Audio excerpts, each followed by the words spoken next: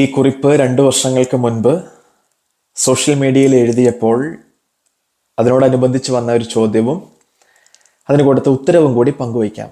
ചോദ്യം ഇത്തിരി വലുതാണ്. ചോദ്യം എങ്ങനെയായിരുന്നു? അച്ഛാ, ലാറ്റിൻ സഭയ്ക്ക് വേണ്ടി പ്രഖ്യാപിച്ച തിരുനാൾ തന്നെയല്ലേ ദൈവകരുണയുടെ തിരുനാൾ? മാർത്തോമ നസ്രാണികളുടെ പാരമ്പര്യം പുതുഞായർ തന്നെയല്ലേ? അതിൻ്റെ പ്രാധാന്യം കുറഞ്ഞു പോകുന്നുവെന്ന് ചിലരെങ്കിലും ആശങ്കപ്പെടുന്നുണ്ടെങ്കിൽ അത് അംഗീകരിക്കപ്പെടേണ്ടതല്ലേ? വേറെ ഒരു ദിവസം ഈ തിരുനാൾ ആഘോഷിക്കുന്നതല്ലേ നല്ലത്?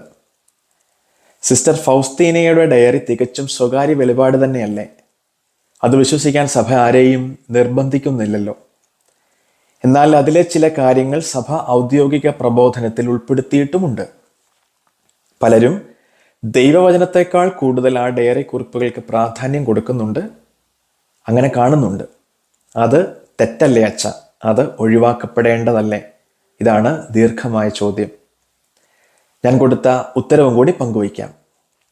ഉത്തരവ് ഇങ്ങനെയാണ്: നമ്മുടെ വ്യക്തിസഭയിൽ പുതുഞായറിൻ്റെ പ്രാധാന്യം കുറയാതിരിക്കാൻ വേറെ ഒരു ദിവസം ദൈവകരുണയുടെ തിരുനാൾ ആഘോഷത്തിനായി മാറ്റിവെച്ചാൽ അത് കൂടുതൽ ഉത്തമമാണ് എന്ന നിരീക്ഷണത്തോട് 100% യോജിക്കുന്നു. അപ്പോഴും ദൈവകരുണയുടെ തിരുനാൾ ആഘോഷിക്കുവാൻ പരിശുദ്ധ മാർപ്പാപ്പ അനുവദിച്ച് നൽകിയ ദിവസം ഉയിർപ്പ് ഞായറാഴ്ച കഴിഞ്ഞുള്ള ഞായറാഴ്ചയാണ് എന്നുള്ളതാണ് വസ്തുത.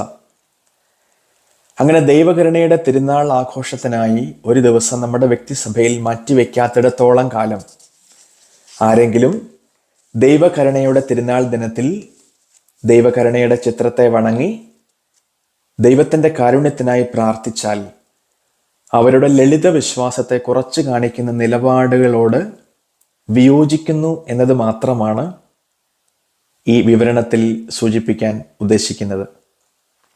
നമ്മുടെ വ്യക്തിസഭയുടെ പാരമ്പര്യങ്ങളിൽ കുറവുണ്ടാകണം എന്ന ഒരു സൂചനയും എഴുതിയ കുറിപ്പിലോ ഈ അവതരണത്തിലോ ഇല്ല. അങ്ങനെ ഒരു ഉദ്ദേശവുമില്ല.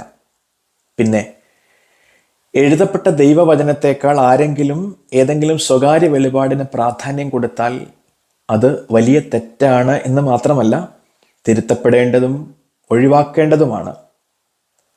പിതാവായ ദൈവത്തിന് വെളിപ്പെടുത്താനുള്ളത് മുഴുവൻ കാരുണ്യമായും സ്നേഹമായും ഈശോയിൽ വെളിപ്പെടുത്തപ്പെട്ടിട്ടുണ്ട്.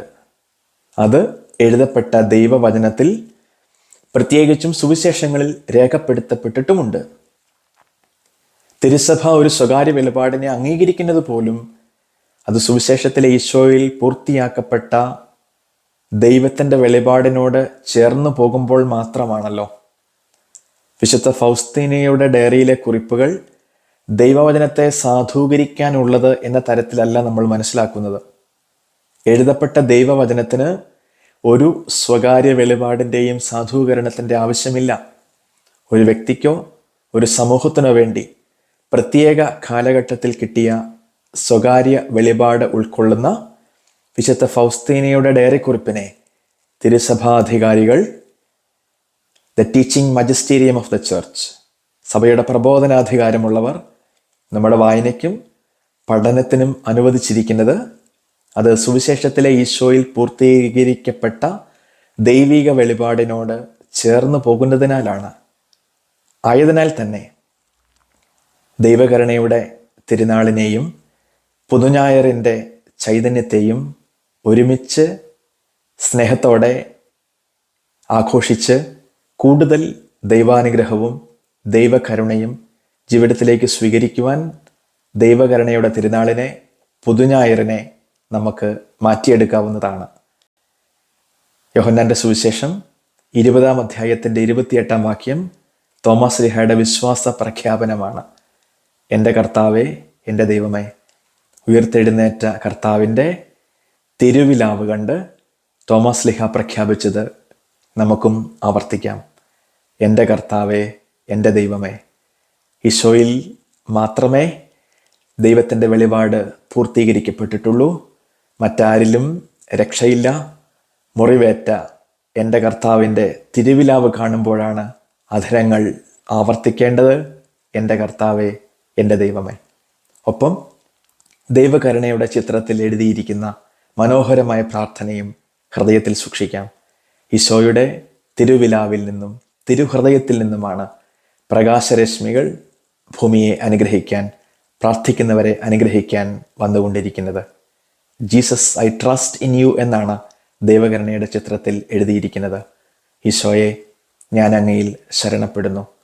എൻ്റെ കർത്താവേ, എൻ്റെ ദൈവമേ എന്ന് തോമാസ് ലീഹ പ്രഖ്യാപിച്ച ഈശോയുടെ തിരുവിലാവിനെ നോക്കി നമുക്കും പറയാം, എൻ്റെ കർത്താവേ, എൻ്റെ ദൈവമേ.